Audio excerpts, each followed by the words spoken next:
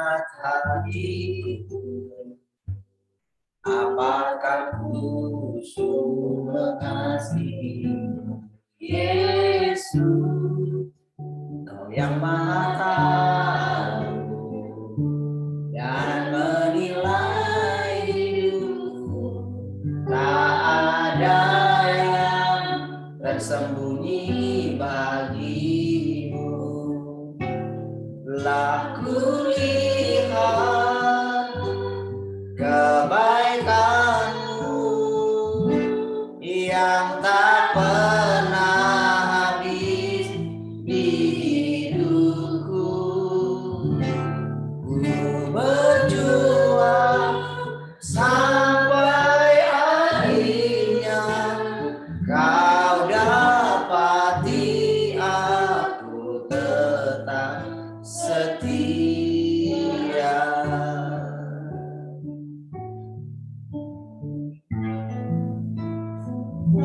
Selidiki aku, lihat hatiku, apakah ku sungguh mengasihimu, Yesus, tahu dan menilai hidupku, tak ada yang tersembunyi bagimu. Telah kulihat kebaikanmu yang tak pernah habis di hidupku. Berjuang sampai akhirnya Kau dapati aku tetap setia.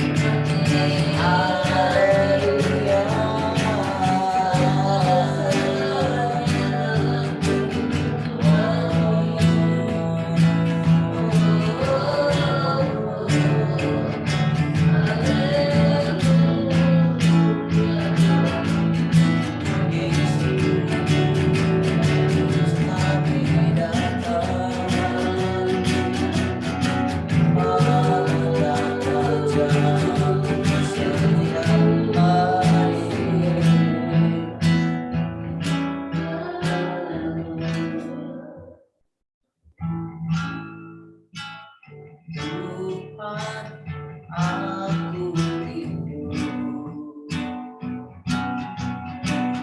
Tuhan, aku siap. Penuhi aku dengan roh-Mu, ku rindu lawatan-Mu.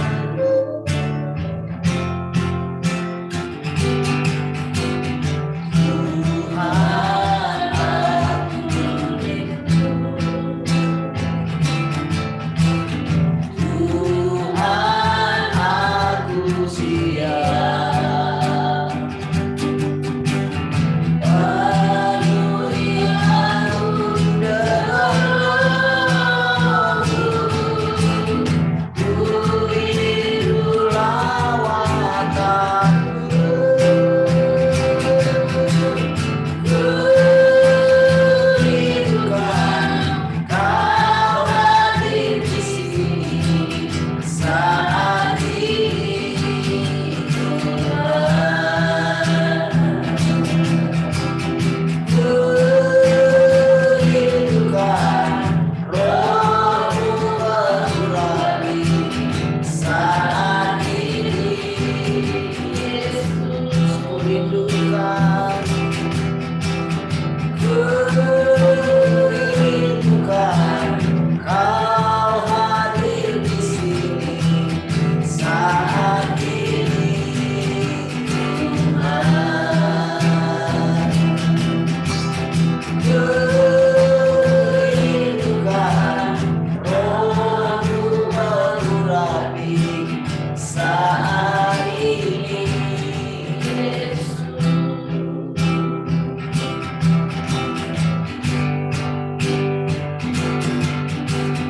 Tuhan, aku rindu. Tuhan, aku siap. Penuhi aku dengan roh-Mu, ku rindu lawatan-Mu. Ku rindukan Kau hadir di sini saat ini, Tuhan.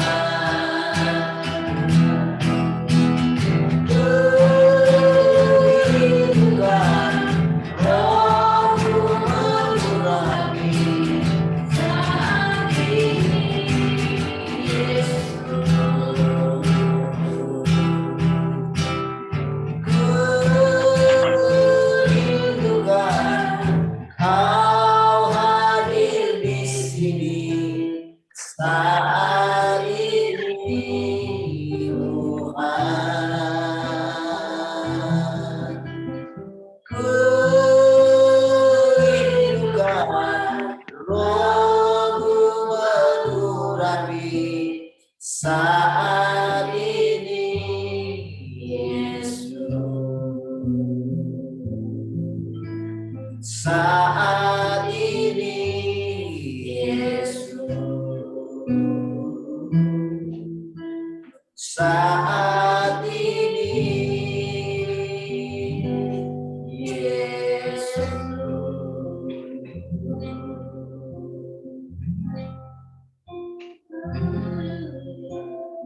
Haleluya.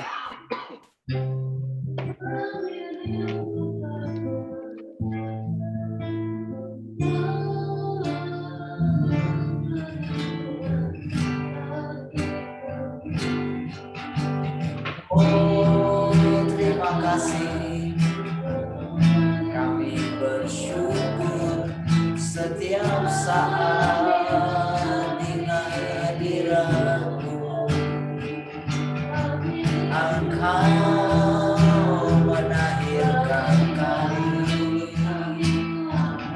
dari segala hal yang tak berkenan di hadapan-Mu.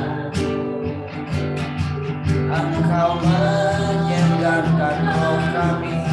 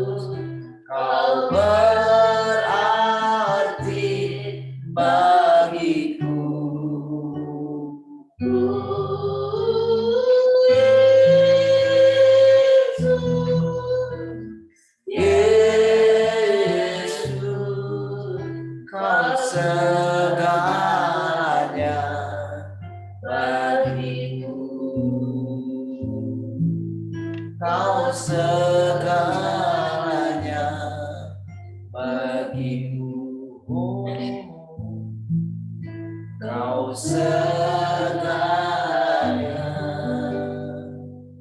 bagimu.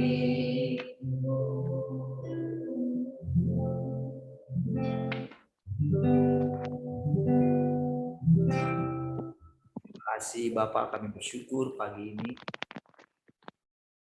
karena Kau kembali mengajari kami yang sudah Kau lahirkan dengan kewenangan-kewenangan firman. Biarlah kiranya kami semakin menyatu dengan Engkau, semakin melekat dengan Engkau. Terima kasih. Bersyukur kami sangat memerlukan Engkau, kami sangat membutuhkan Engkau. Terima kasih. Oh, kami lapar dan haus akan kebenaran-kebenaran firman. Karena di dalam kebenaran-kebenaran-Mu ada kehidupan kami. Terima kasih Bapak, terima kasih. Silakan Kau mengajari kami. Kami tundukkan pikiran kami ini. Bawa pikiran dan perasaan Kristus. Haleluya. Sama-sama katakan amin.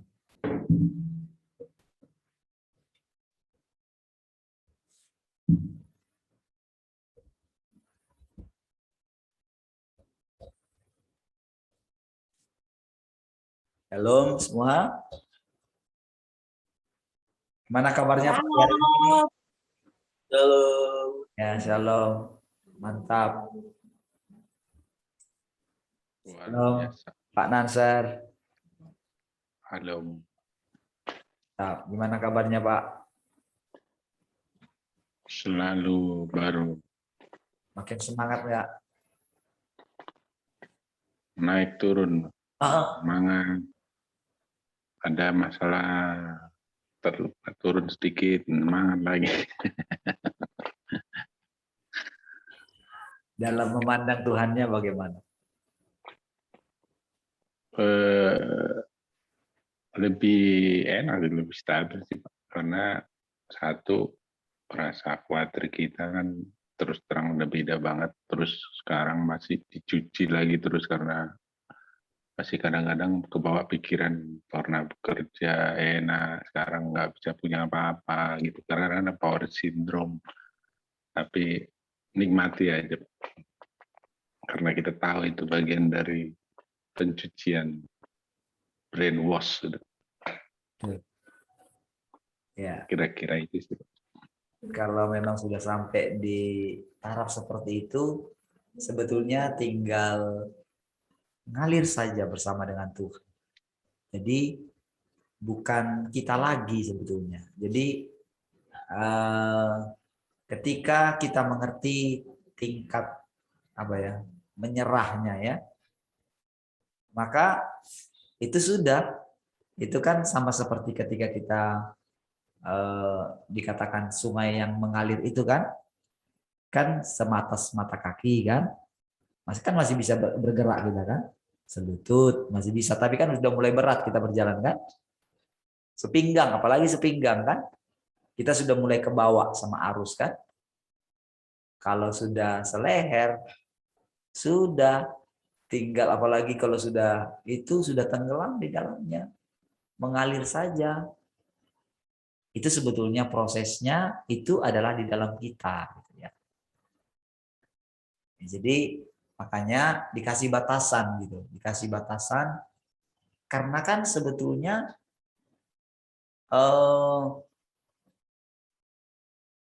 tetap juga kan firman-Nya yang membuat kita itu, perkataannya yang membuat kita itu, oh ya kamu sudah, aku yang hidup dalam kamu.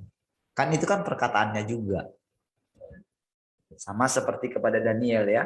Jadi ketika dia sudah, Tuhan lihat bahwa Daniel walaupun dipercayakan hal yang sangat besar, menjadi boleh dikatakan orang nomor 2 di dunia pada waktu itu ya. Karena kan kerajaan Babel pada waktu itu yang paling besar lah di seluruh dunia di zamannya ya. Dan Daniel orang yang sangat dibutuhkan, atau sampai 4 generasi ya. 4 kerajaan. 4 raja. Tetapi ternyata hatinya tetap tertaut pada Tuhan gitu. Makanya dia sampai menyelidiki apa yang akan terjadi di masa depan. Jadi bukan lagi di dunianya dia, bukan lagi seputar bagaimana ya permasalahan dalam kerajaan ini ya.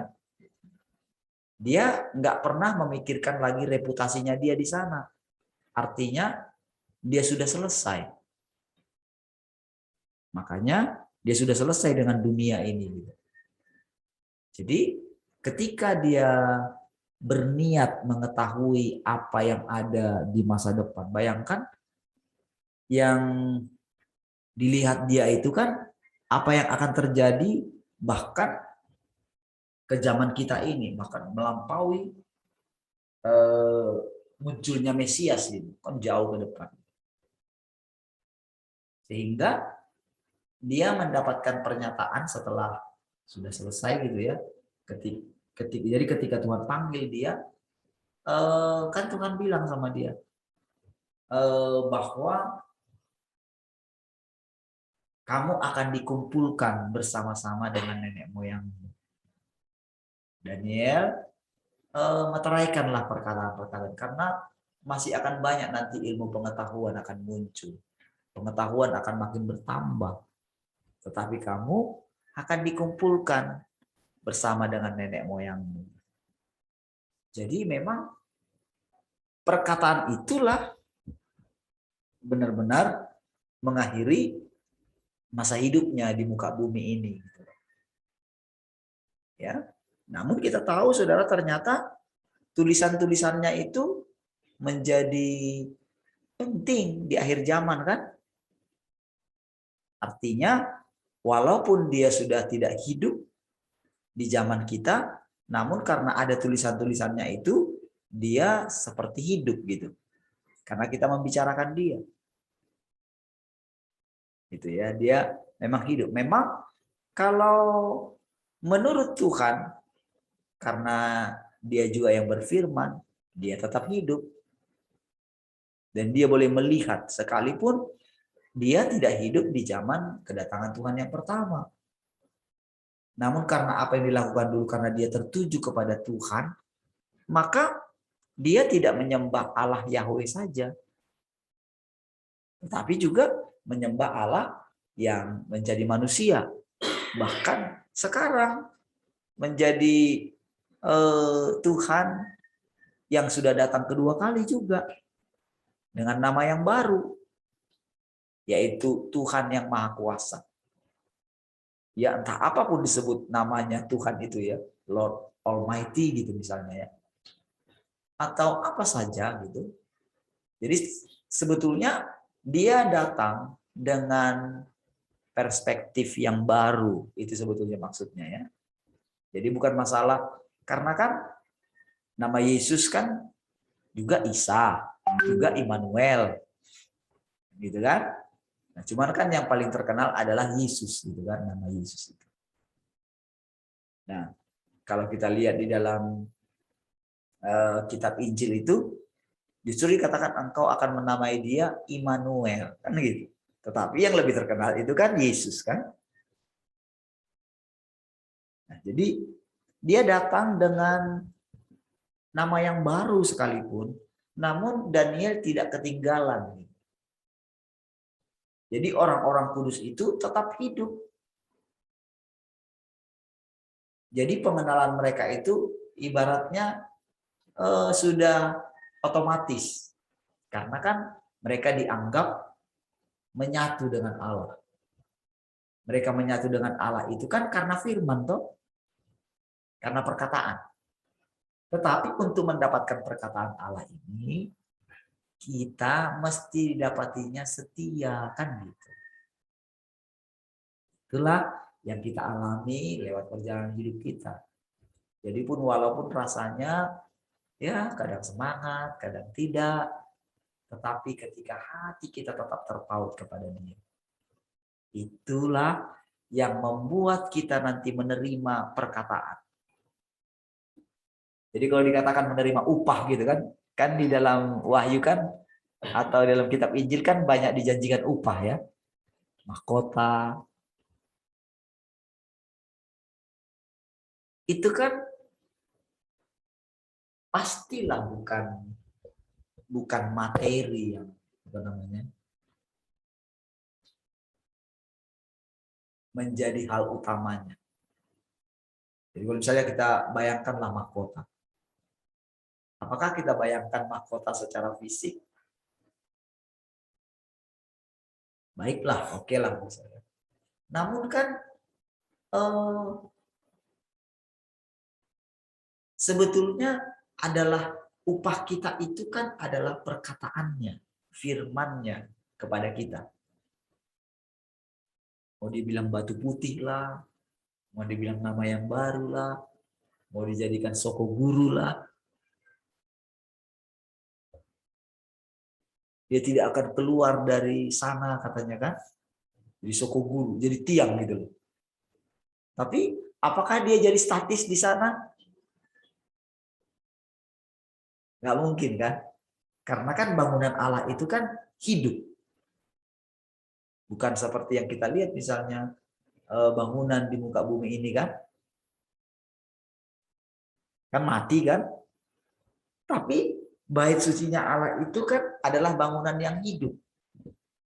Dan kita juga dikatakan menjadi batu-batu yang hidup katanya kan.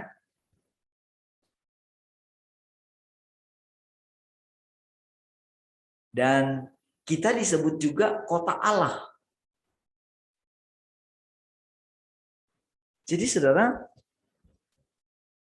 yang dibangun oleh Allah katanya ya, kota yang dibangun oleh Allah. Tentulah kota ini kan tak sama dengan kota yang kita lihat. Paling kita punya gambaran itu tentang kota gitu ya. Ketika dia menyebut istilah Yerusalem baru gitu ya.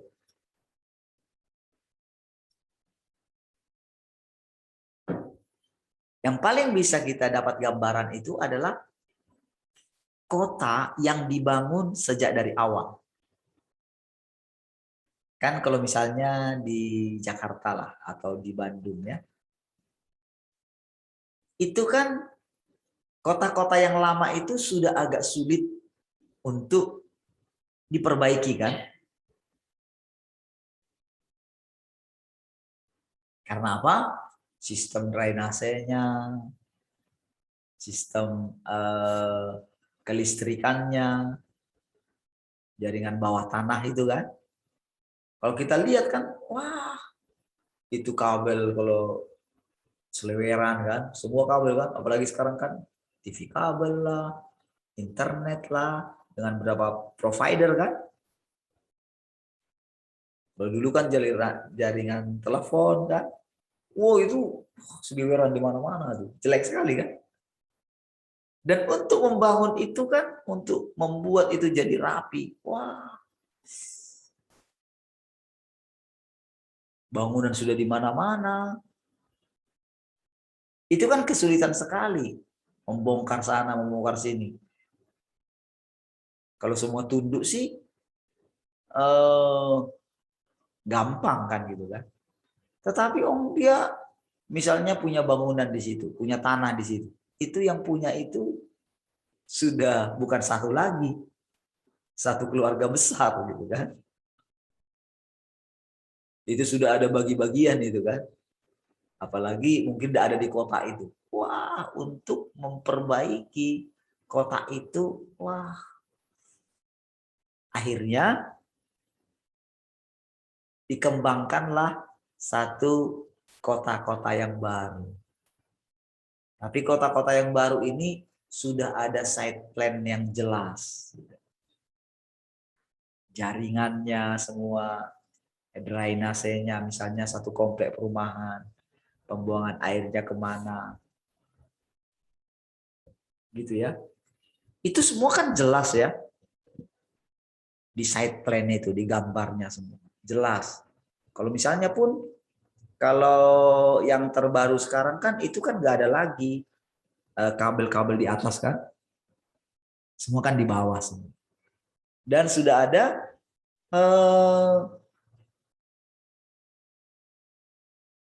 gambar-gambar yang jelas. Jadi jaringan yang di bawah itu pun sudah jelas. Di sini jaringan ini. Kalau kita lihat diperhatikan di Kota Batam ya, itu kan masih tak ada tak ada apa ya? Tak ada sinergi satu dengan yang lain gitu. Tidak ada saling apa namanya ya, saling berhubungan. Misalnya kemarin padahal proyek pemerintah gitu. Jadi sudah digali misalnya hari ini. Kita lihat tidak berapa lama gali lagi di situ. Jadi tidak ada koneksi satu dengan yang lain, nggak ada janjian gitu loh. Jadi semuanya itu tumpang tindih, makanya seringnya itu yang baru dibongkar saja itu masih baru di sana. Jadi kadang-kadang kan merusak. Itu namanya apa namanya tumpang tindih. Ya. Nah, tapi kalau sudah dia rencanakan sejak semula, maka itu akan teratur semua. Jadi coba saudara bayangkan ada seseorang yang membangun satu kota. Dia tahu semua. Jadi dia panggil semua yang berhubungan dengan itu ya. Kasih gambaran, ini loh dia. Jadi bagian-bagian ini semuanya kan apa namanya memperhatikan mana dia, di mana posisinya, bagian air, bagian apa, bagian limbah, semua itu sudah tahu. Jadi si pembangun kota ini menerangkan maksudnya begini. Jadi mereka nangkap. Ya, sehingga tidak tumpang tindih satu dengan yang lain. Jadi ketika jadi kota itu, maka ketika terjadi bencana, ketika terjadi banjir, hujan yang melebihi kapasitasnya, itu maka tempat itu akan aman saja. Ya, nah kalau lebih ininya kan kita lihat itu misalnya kota-kota negara-negara maju ya, kita yang paling dekat Singapura gitu. Jadi walaupun itu ada di tempat yang paling bawah, kereta bawah tanah itu kan walaupun selebat-lebatnya hujan, kan nggak banjir di sana kan. Kecuali belakangan ini kalau sedang terjadi, misalnya yang baru terjadi di Amerika ya, badai Ida, gitu. Ya, itu kan sampai di kereta bawah tanah itu, stasiun kereta bawah tanah itu kan terendam gitu. Nah itu kan sudah di luar. Nah, tetapi pada umumnya kalau kita lihat kota-kota yang baru dibangun sekarang itu sudah lebih baik gitu. Sistem drainasenya, sistem semuanya lah gitu ya. Listrikannya, koneksi-koneksi internetnya semua gitu sudah tertata rapi. Ya. Nah, jadi kira-kira itulah gambaran yang kita peroleh secara materi di bumi ini. Ya. Namun Allah membangun kota itu, Saudara. Jadi yang dibangun itu adalah sebetulnya lebih ke arah orang-orangnya, individunya. Itulah kita yang sedang dipersiapkan. Makanya kita itu sedang dilatih memandang dia terus. Tapi memandang ini bukan hanya gini, memandang gitu terus. Luar biasa Engkau Tuhan, Engkau indah Tuhan. Bukan. Perkataan-perkataan. Jadi kita sedang belajar membedakan manakah perkataannya Tuhan atau manakah itu perkataan kita atau perkataan manusia. Jadi apa yang sedang terjadi sekarang ini, saudara? Kita itu dilepaskan, kita itu dimerdekakan, bukan lagi sekedar iman gitu maksudnya. Iman itu kan tidak terlihat ya. Dan iman kita itu kan sedang dimurnikan untuk membuktikan kemurnian imanmu katanya kan. Ketika terjadi semua penderitaan yang kita alami itu adalah untuk memurnikan imanmu.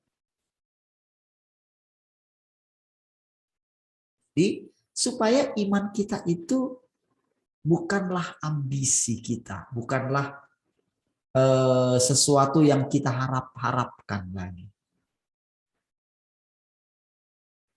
Jadi dengan perjalanan ini, jadi makanya kita menanti-nantikan Tuhan ini bukan seperti sabatikal lagi maksudnya. Bukan, karena kan pengertian kita yang sabatikal itu kan kita berhenti dari semuanya. Kita masuk satu tempat, bukan seperti itu. Tetapi kita memandang Tuhan dalam segala keadaan yang diizinkan terjadi dalam hidup kita. Lalu dia diam-diam membuat kita ini memperhatikan dia bekerja dalam hidup kita. Jadi sampai benar-benar iman yang tidak kelihatan itu menjadi kelihatan. Itulah sebetulnya makna terdalam daripada dia berinkarnasi di dalam kita. Jadi benar-benar kalau saudara dengerin ya penjelasan Tuhan mengenai proses penaklukannya kita gitu ya. Saudara akan melihat dia membimbing dengan jelas. Jadi bukan sekedar kita mendengarkan firman yang sama seperti selama ini. Khotbah menjelaskan, saya dapat ini pun. Itu kan kelihatan sekali diri daripada pengkhotbah itu. Kelihatan sekali. Dan tahukah saudara, itulah zaman kelima jawatan. Rasul, Bala, Nabi, mengajar, penginjil. Nah, jadi itu dipakai untuk memperlengkapi. Oke? Tetapi kan mereka kan tidak selamanya bersama dengan orang yang diperlengkapi ini. Bahkan mereka juga sedang diperlengkapi. Jadi tulisan-tulisan yang ada di dalam Alkitab itu adalah pewahyuan yang mereka terima. Jadi untuk satu batas tertentu itu kita perlukan. Tetapi kalau sudah datang yang disempurnakan, jadi semua itu ibarat ibarat perlengkapan kecil. Jadi kita nggak boleh lagi tertawan di situ karena sudah datang hukum yang baru. Itulah pekerjaannya Tuhan. Jadi saudara, Allah yang sedang kita ditunjukkan kepada kita ini adalah Allah yang kelihatan.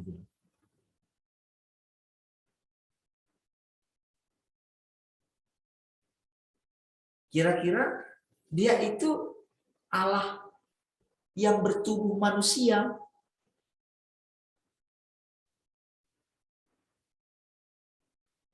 tetapi tidak mengurangi esensinya sebagai Allah.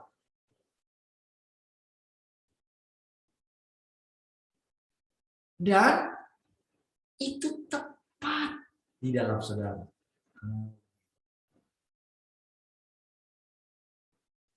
Itulah yang sedang kita ikuti. Makanya saudara, karena dia itu adalah roh tadinya kan, tetapi dia menjadi manusia. Kan manusia kan punya akal ya. Dan kenapa dia menjadi manusia? Supaya bahasanya kita mengerti.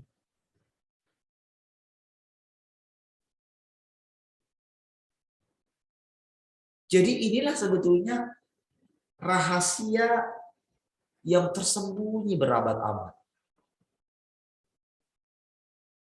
Jadi kalau tokoh-tokoh para orang kudus sebelum kita, mereka itu melihat Tuhan secara roh.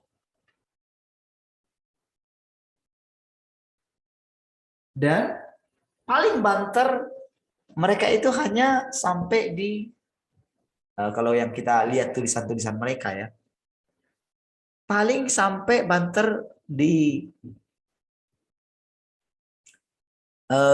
pada akhirnya mereka menemukan diri mereka pas pada endingnya itu harusnya yang kita lebih perhatikan apa yang mereka tulis pada ending hidup mereka. Bagaimana keadaan mereka pada waktu itu? Jadi harusnya yang arogannya Paulus kita mesti kenalin dari tulisan-tulisannya itu.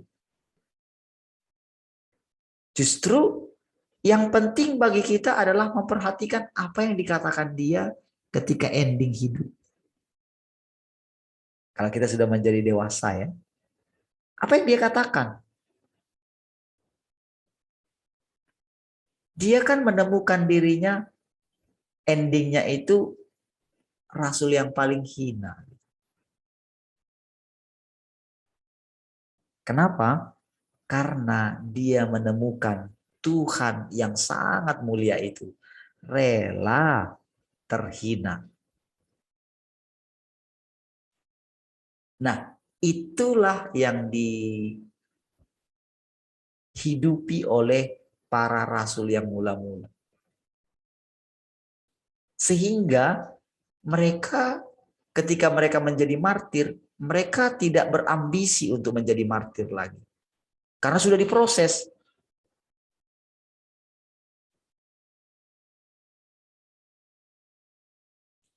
Jadi mereka juga tidak memiliki pikiran yang begini. Ya sudahlah Tuhan, bawa pulanglah. Enggak. Enggak punya kayak gitu mereka. Tetapi bukan juga berarti mereka itu sok-sokan gitu kan, ingin hidup selamanya.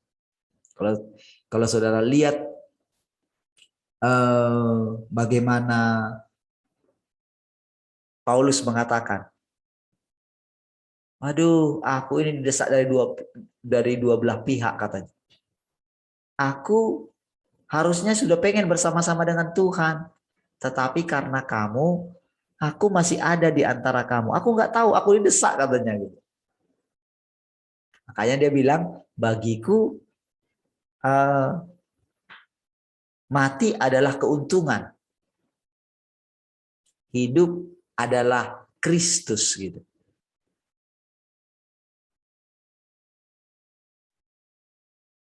Jadi saudara, mereka sampai pada taraf itu gitu. Sehingga ketika terjadi datang kepada mereka salib yang harus mereka pikul sama seperti Tuhan pikul, itu benar-benar mereka itu menerimanya dengan sukacita. Tak ada lagi yang tersisa, sudah selesai prosesnya gitu loh. Jadi benar-benar aku telah menyelesaikan pertandingan dengan baik. Ya, jadi Itu menjadi pelajaran bagi kita gitu. Jangan samakan juga diri kita dengan mereka. Karena kita hidup di zaman di mana pengetahuan itu sudah mencapai puncaknya atau dosa pemberontakan sudah mencapai puncaknya. Karena di zaman kita lah si pemberontak itu akan dinyatakan. Kira-kira akan ditahbiskan lah gitu. Si pemberontak itu katanya. Si antikris yang sesungguhnya gitu. Itu akan dimunculkan dia yang benar-benar itu. Jadi ini bukan berbicara mengenai iblis lagi ya. Iblis itu adalah roh juga yang tidak kelihatan.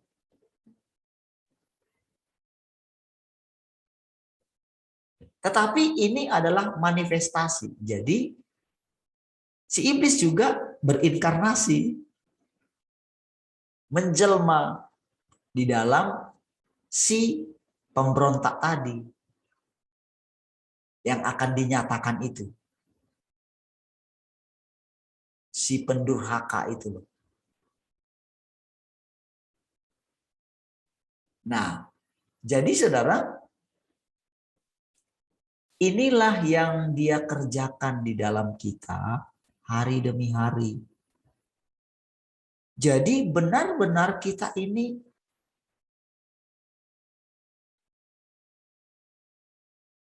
mengalami Tuhan secara nyata sekali. Jadi bukan lagi, jadi jangan saudara bingung gitu dengan istilah-istilah. Jadi Roh Kudus gimana dong? Jadi menyembah Dia dalam roh dan kebenaran gimana dong? Menurut Tuhan, sesuai dengan zamannya, itu sudah selesai gitu loh.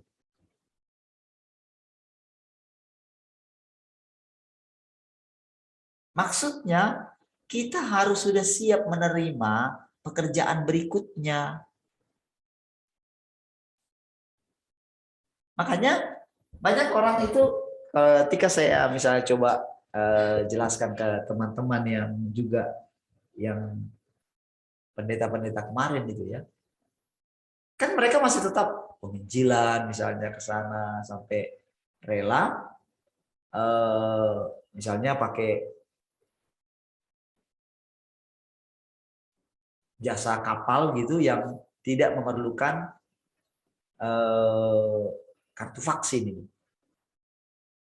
Tetapi ada juga di antara mereka yang karena dia punya koneksi, dia pakai kartu vaksin palsu. Ternyata diam-diam ada juga mereka yang menyimpannya gitu loh. Wah, saya baru tahu gitu. Saya kira dia murni gitu ya.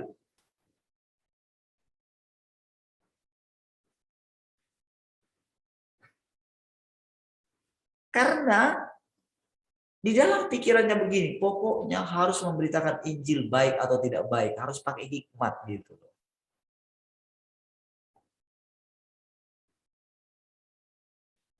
Jadi saudara, justru orang-orang yang masih di situ pikirannya, jadi nggak menerima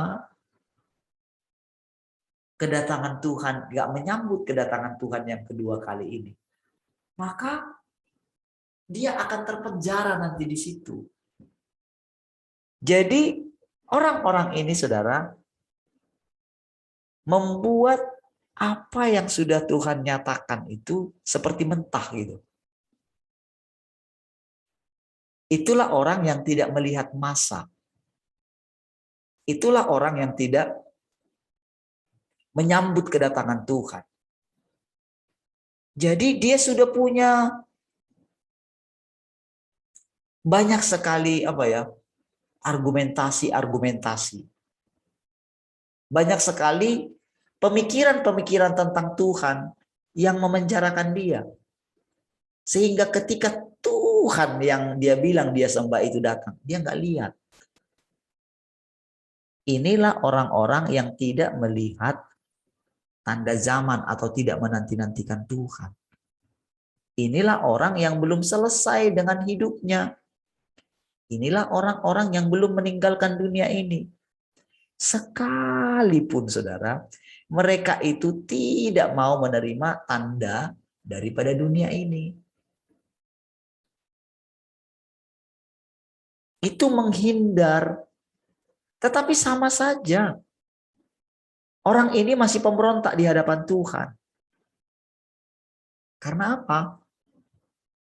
Karena dia tidak mengalami Tuhan yang maha kuasa itu ada di dalam dia. Jadi dia masih dipengaruhi dengan justru masih dia lebih dikuasai oleh penguasa dunia ini. Jadi dia nggak pernah melihat Tuhan sudah mengalahkan dunia ini. Karena menghindar soalnya. Makanya bagi mereka pengertian tentang keluarlah kamu dari dunia ini. Keluarlah kamu dari Babel katanya. Kan di kitab Wahyu kan ada kan. Itu mereka lakukan secara fisik. Sementara mereka kan nggak bisa memungkiri mereka tinggal di dalam dunia.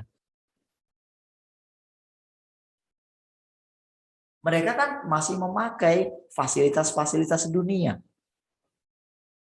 Dengan mendapatkan informasi-informasi tentang inilah, tentang itulah, tentang elit global lah, tentang negara-negara. Kan masih pakai kan sistem dunia kan. Tapi mereka mau menyingkirkan, melarikan diri. Mau kemana mereka pergi? Dunia masih nempel di dalam mereka. Mana bisa?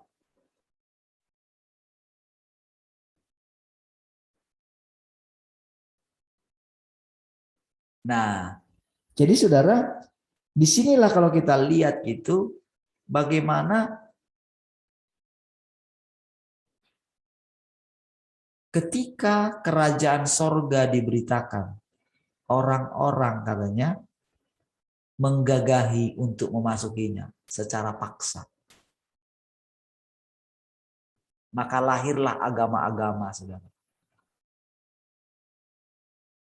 Jadi termasuk orang Farisi, itu mereka mau masuk ke sorga itu dan berusaha memasukinya secara paksa. Sejak diberitakan itu, saudara. Jadi, saudara, ada banyak orang yang sudah capek dengan dunia ini, lalu saudara dengan sekuat tenaganya ingin memasuki sorga itu. Di sini saudara, pasti orang itu akan justru akan mengalami keterkejutan nantinya, saudara.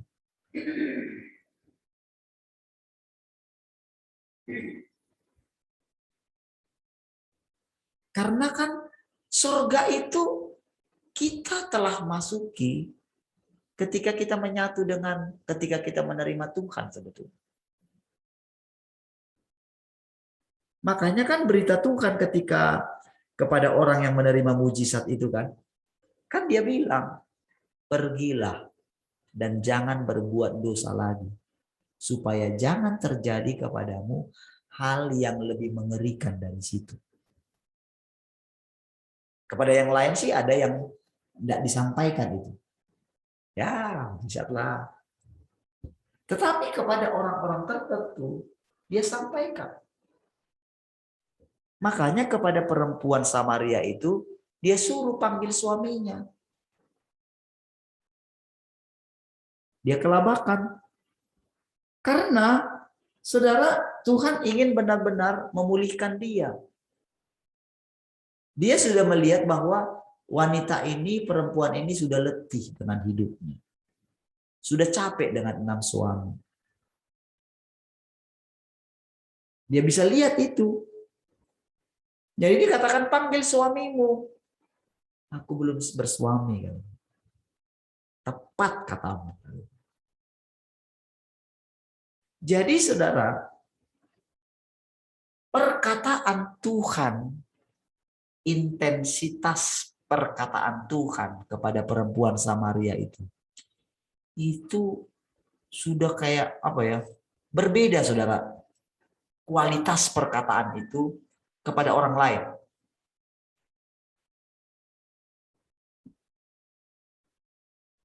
Sampai seperti itulah pekerjaan Tuhan dalam hidup kita.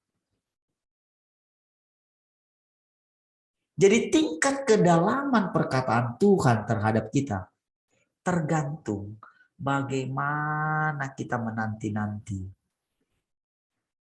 Bagaimana kita memperhatikan Dia nyata di dalam kita.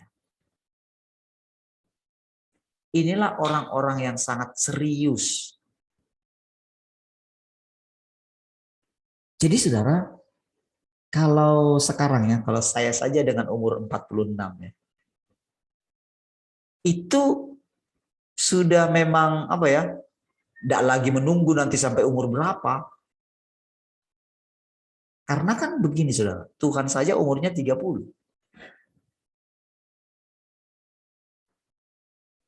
Ketika launching dia 30, cuma 3,5 tahun. Sudah dia berani berkata, Bapa, permuliakanlah anakmu, supaya anakmu mempermuliakan engkau. Jadi saudara, dari perkataan-perkataan dia nggak mau melenceng saudara.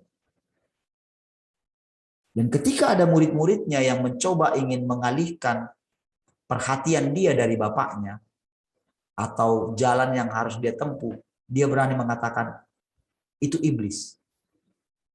Hanyalah engkau iblis. Oh, dia sangat serius sekali dengan perjalanan hidupnya. Itu harus menjadi ini kita ya, teladan kita. Perjalanan itu. Supaya kita mengetahui apa itu jalan, apa itu hidup. Akulah jalan, kebenaran, dan hidup.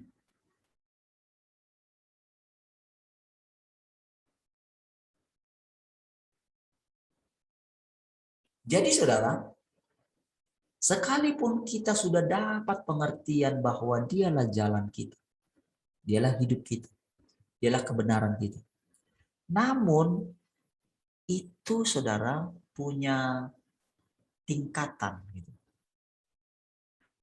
Dan tidak sama bagi semua orang.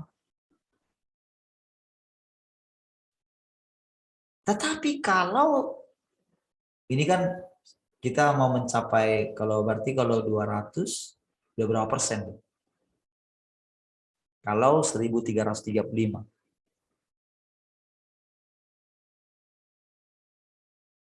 Jadi bukan lagi, saudara jangan lagi mundur ke belakang.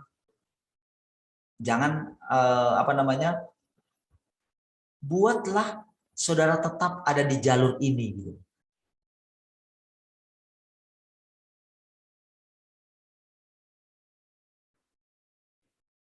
Buatlah saudara ini layak untuk ini, untuk pilihan ini.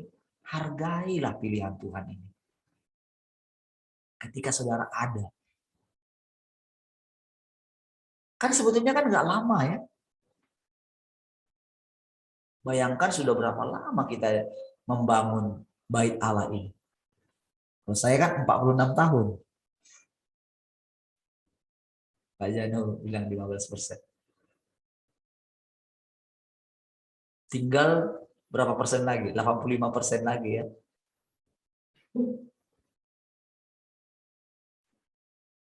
Nah, ayo ketika sudah dengar perkataan ini, ayo perhatikan. Jadikan dirimu ini. Jadi begini saudara, setiap hari saudara itu mendapatkan upah. Setiap hari. Tapi janganlah dia perhatikan upahnya sama dengan yang diberikan oleh dunia ini. Ya. Harus beralih gitu. kepada upah yang dia berikan setiap hari. Pengenalan kita akan dia. Jadi makin lama, saudara, mata kita ini makin terang melihat. Dan perasaan kita ini pun makin lama makin kuat. Pikiran kita pun makin lama makin ditundukkan.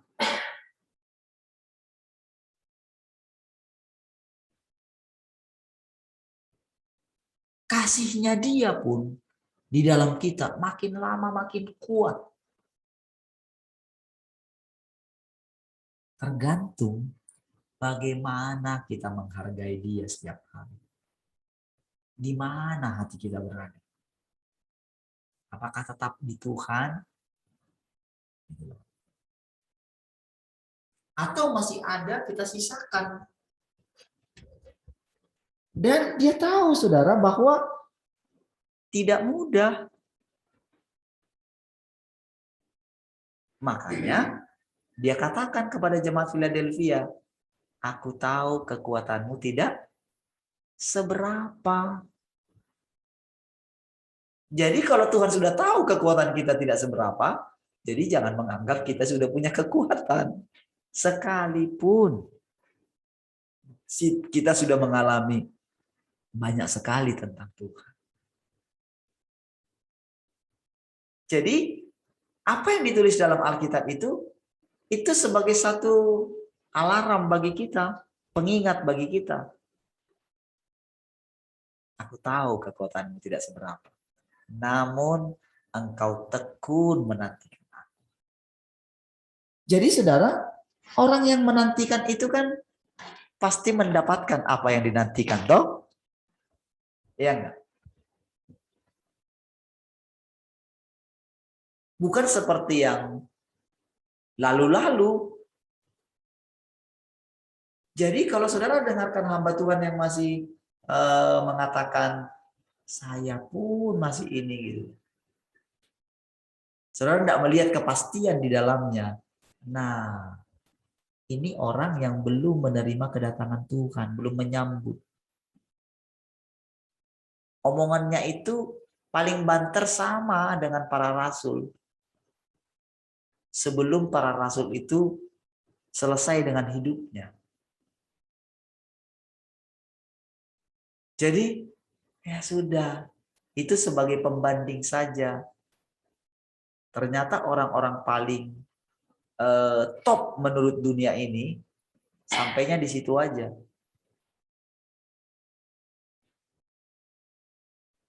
Jadi tak ubahnya mereka itu sama seperti orang-orang dunia yang sudah mencapai keberhasilan. Cuman keberhasilan mereka rohani gitu. Ya punya gereja yang besar, punya pelayan yang besar, punya fasilitas-fasilitas, sudah diundang kemana-mana, jadi pembicara-pembicara internasional.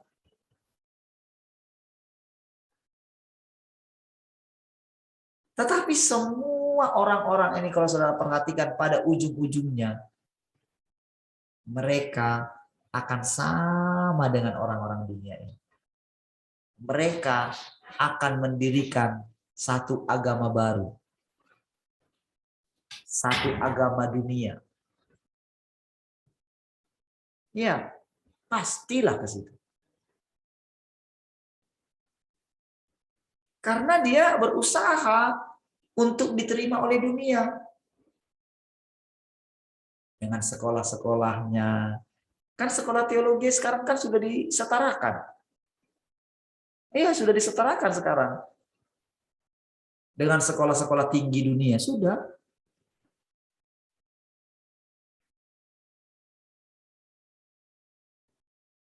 Bagaimana berita-berita tentang penginjilannya juga, itu sudah disetarakan pokoknya.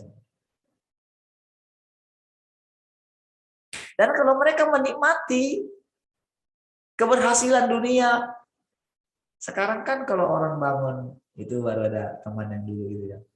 Sudah mendunia memang sekarang. Sama-sama pelayanan kita dulu. Jadi dia membangun sekolah tinggi teologi yang pakai dana APBN, saudara. Kalau tinggi teologi dia dapat berapa miliar dia. Jadi asli ditulis di situ dalam itu papan proyek itu sumber dana APBN tahun 2021. Sudah. Dan memang itu yang sedang diharapkan. Makanya berusaha sekarang menjalin kerjasama dengan pemerintah, dengan bayangan, dengan pandangan bahwa mereka sedang melakukan untuk Tuhan. Ya nggak bisa lah orang pemerintahan dunia ini juga, ya kan dalam sistemnya kan mereka pakai sistem dunia, mereka kan terjebak. Mana bisa mereka melarikan diri? Dan Tuhan sedang datang dengan kerajaannya. Dengan kerajaan sorga, pemerintahannya sedang datang. Mana bisa? Itu diruntuhkan semua. Makanya ketika Tuhan sedang runtuhkan, di mana hartamu berada, di situ hatimu berada. Jadi ketika diruntuhkan, lihat nanti mengenai uang. Tabungan atau hal apapun, saudara, lihat. Dengan sistem yang semakin ketat ini, saudara, pastilah, saudara, pemerintah itu dengan berbagai macam cara, karena mereka terjebak, negara terjebak dalam keuangan, maka mereka akan membuat peraturan demi peraturan supaya harta orang-orang yang tersembunyi itu, saudara, itu pasti dipaksa, ditarik oleh pemerintah. Oh, itu dengan berbagai macam cara, dengan berbagai macam trik. Udah terdesak soalnya. Kalau enggak bisa dengan cara halus, pasti pakai cara kasar. Udah terdesak soalnya.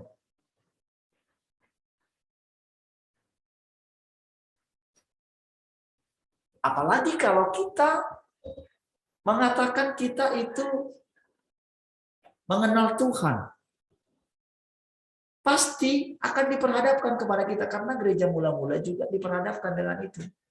Harta mereka dirampas, rumah mereka dirampas, tanah mereka dirampas.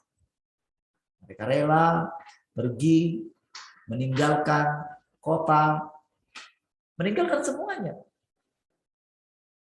Nah, yang sedang terjadi di hadapan kita juga seperti itu.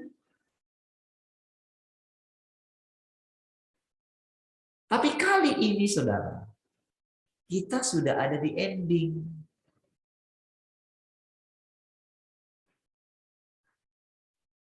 Endingnya maksudnya kita itu benar-benar akan melihat dengan jelas di depan mata kita pemerintahan Allah ditegakkan.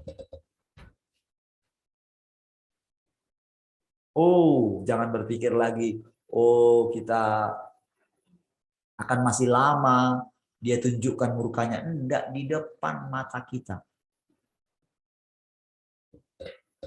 Itulah yang dialami oleh Asaf itu. Ketika dia masuk ke tempat yang paling dalam. Disitulah kan dia melihat kehancuran orang-orang fasik, kan?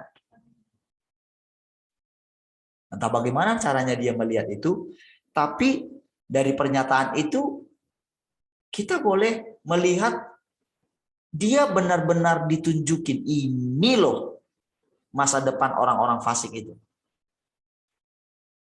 Dan tahukah saudara, ketika kita terus masuk ke dalam hatinya, saudara akan melihat dengan jelas kehancuran, kebinasaan daripada orang-orang yang mengikatkan dirinya dengan dunia ini.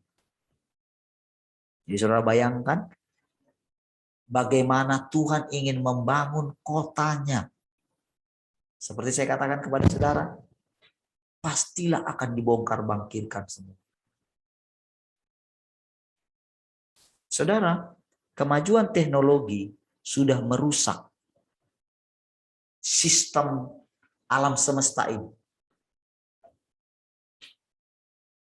Bayangkan saudara, semua apa yang terjadi, hujan es segala macam, nanti melelehnya katanya Antartika, itu semua akibat dirusak oleh yang katanya kemajuan teknologi.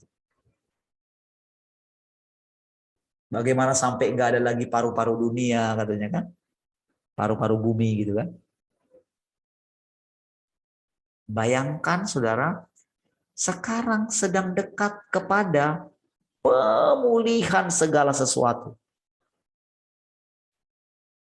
Jadi saudara bisa terpikir bagaimana benar-benar matahari itu tidak akan menyengat kulit saudara.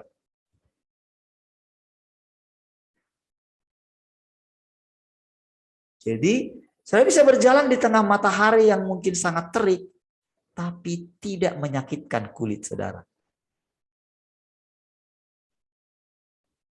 Tidak orang yang tidak ada lagi salju yang sangat dingin sekali gitu. Bayangkan suhu bumi ini nantinya itu benar-benar normal sekali, indah, sejuk sekali. Jadi bayangkan perbaikannya bagaimana. Itulah yang sedang dirancang di masa depan. Jadi untuk saudara semangat, saudara. Tuhan menunjukkan itu kepada saudara. Dan sebagai kontrasnya saudara akan melihat kehancuran daripada orang-orang fasik ini. Dari orang yang masih menyimpan. Jadi menyimpan di dalam dirinya kemunafikan-kemunafikan. Nah, saudara kenali. Kalau masih ada itu di dalam diri saudara, kenali. Ngomong sama Tuhan. Pastilah saudara akan semakin gini saudara dalam hidup saudara. Semakin sujud di hadapan Tuhan. Karena begini, kenapa saudara sampai sujud? Karena saudara sangat mengucap syukur sekali. Boleh dipilih dia. Gitu loh. Aduh. Bayangkan dari miliaran orang di muka bumi ini. Saudara dipilih dia. Untuk menjadi rumah yang akan dikunjunginya. Dan rumah yang akan dipilihnya untuk tempat yang paling disukai, sama seperti rumahnya Maria dan Marta. Bayangkan saudara seperti Maria ibunya Yesus yang mengandung benihnya Allah. Saudara, dia itu saudara di usianya yang sangat muda itu saudara. Dia sudah mulai mengenal namanya cinta gitu. Makanya dia punya tunangan itu Yusuf.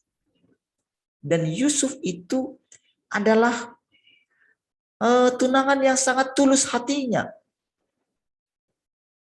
Pastilah itu kan diharapkan oleh seorang perempuan yang tulus hatinya.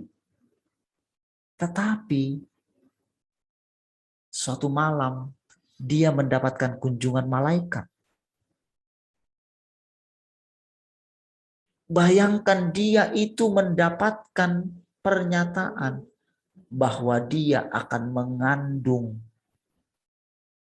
firman Allah dan dia akan melahirkan Mesias. So bayangin gimana dia mengucap syukurnya itu. Bayangkan satu dari seluruh penduduk di muka bumi ini, baik yang sudah ada, yang belum ada. Makanya dia katakan, orang akan menyebutkan aku perempuan yang berbahagia. Semua bangsa. Kenapa? Dia mengandung firman Allah yang akan menjadi juru selamat dunia. Saudara bisa bayangkan diri saudara dipilih sama seperti itu?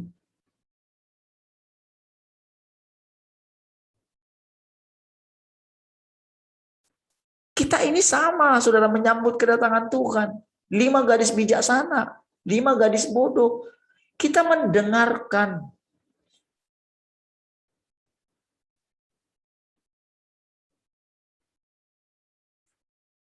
Suara mempelai itu kita dengarkan. Sekarang tergantung minyak kita.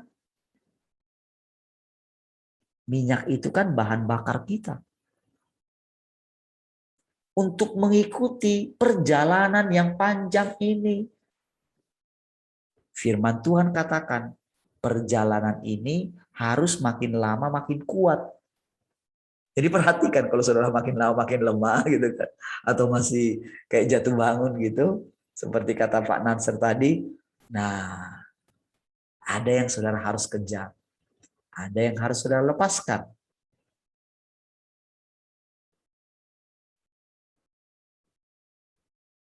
Akan ada jebakan-jebakan.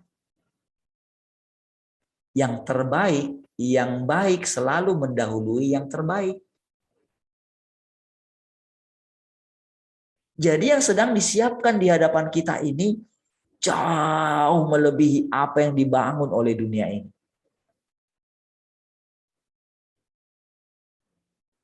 Dengan sekarang saja kan saudara sudah mengetahui. Dengan sedikit saja kepercayaan, dengan 1 ayat saja yang saya terima, itu sudah membuat saya punya pemahaman bahwa semua agama-agama dunia ini bisa direbut untuk Tuhan hanya dengan 1 pernyataan. Dan itu sudah cukup bagi saya. Jadi ketika dia katakan sudah cukup pelajarannya tentang mujizat, saya tidak sulit lagi gitu. Tidak perlu saya harus mencapai lebih lagi gitu ya. Atau ketenaran-ketenaran gitu kan. Nggak perlu. Sudah cukup. Sekarang ngikutin dia dengan sabar. Menunggu dia. Belajar. Saya terus tanya sama Tuhan setiap kondisi hati saya. Dan saya semakin semakin terbiasa duduk di kaki Tuhan. Ini bukan hanya ini, saudara. Dan saya melihat upah setiap hari. Tentu dialah upah kita. Semakin hari semakin melihat dia dengan jelas. Dan itulah harapan Tuhan terhadap semua kita yang ada di sini.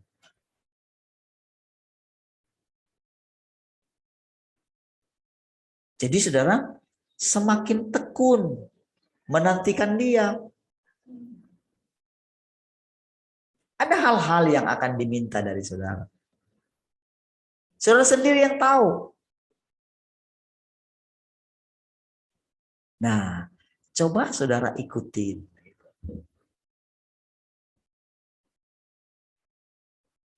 Lihatlah sekali lagi ya saya katakan sama saudara. Di depan mata kita ini saudara, semua bangsa sedang ingin menyelamatkan bangsanya. Bayangkan saudara, sekarang itu WHO itu gencar-gencar terus memberitakan tentang virus yang bermutasi ini.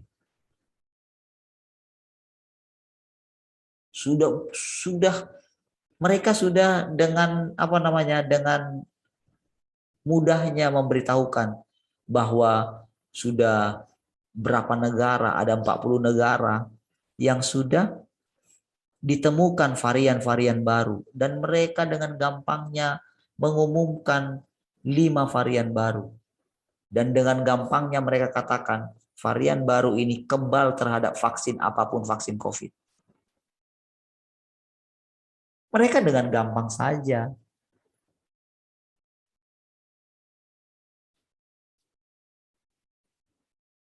Jadi seolah-olah sekarang saudara para peneliti-peneliti ini, mereka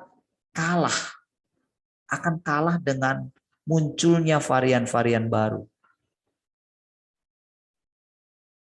Makanya saudara, ketika terawan menemukan, jadi dia itu daftarkan di dunia, itu negara-negara sudah mulai berebut vaksinnya dia.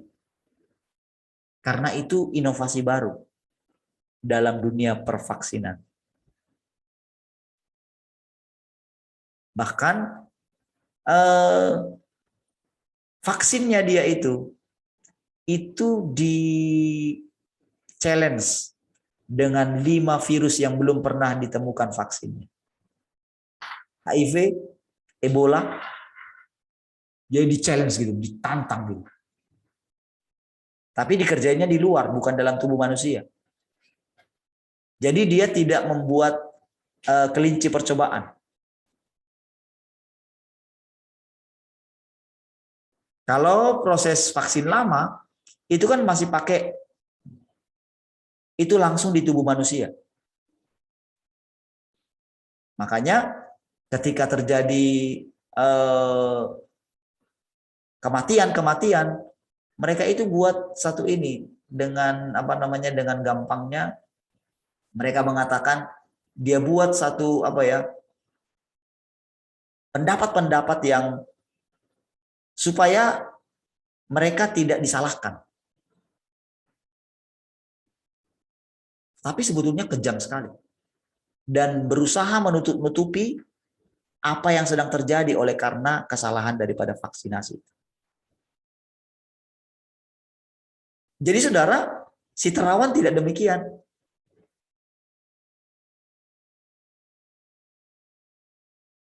Makanya dipesan oleh negara-negara lain gitu. Karena dia sudah daftarkan. Di WHO pun sudah didaftarkan. Namun tahukah saudara?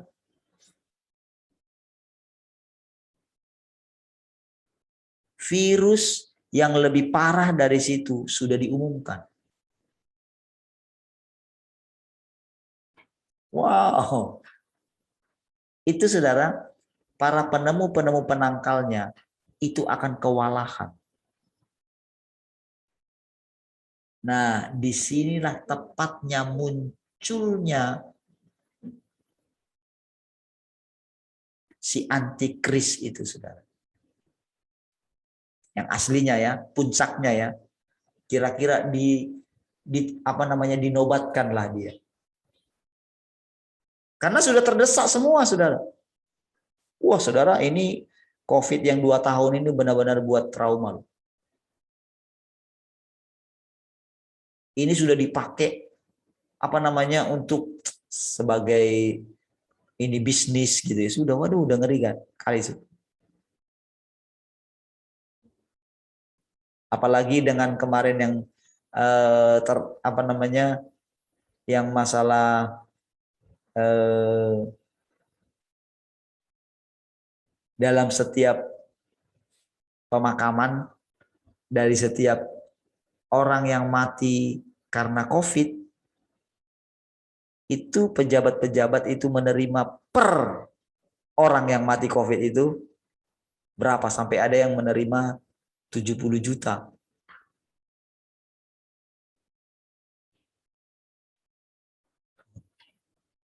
Tiap pejabat loh. Bayangkan saudara betapa ngerinya. Di tengah kita menghadapinya pakai utang.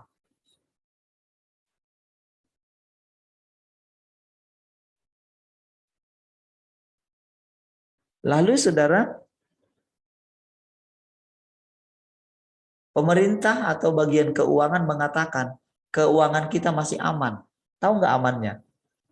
Amannya itu karena kita masih ada bangsa lain yang bermurah hati untuk membantu, memberikan kita bantuan untuk kita boleh bayar hutang.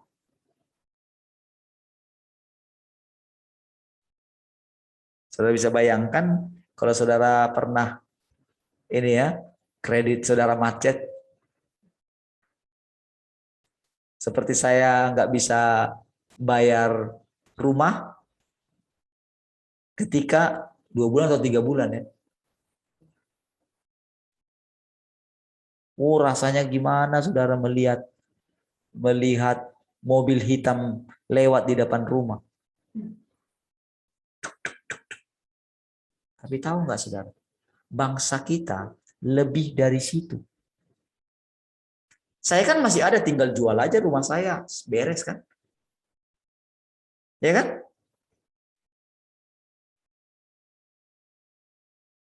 Sekarang kita mau bayar pakai apa? Bayangkan untuk bayar bunganya saja kita mesti pinjam. Jadi ceritanya amannya kita ini hanya karena kita punya ini katanya. Kita masih punya nilai apa itu ya. Masih plus kita gitu.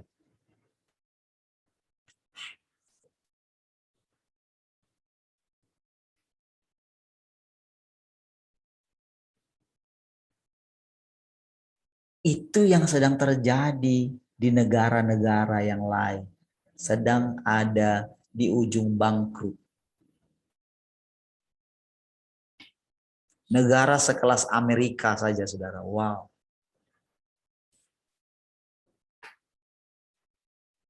Belum lagi nanti bencana-bencana yang sedang terjadi.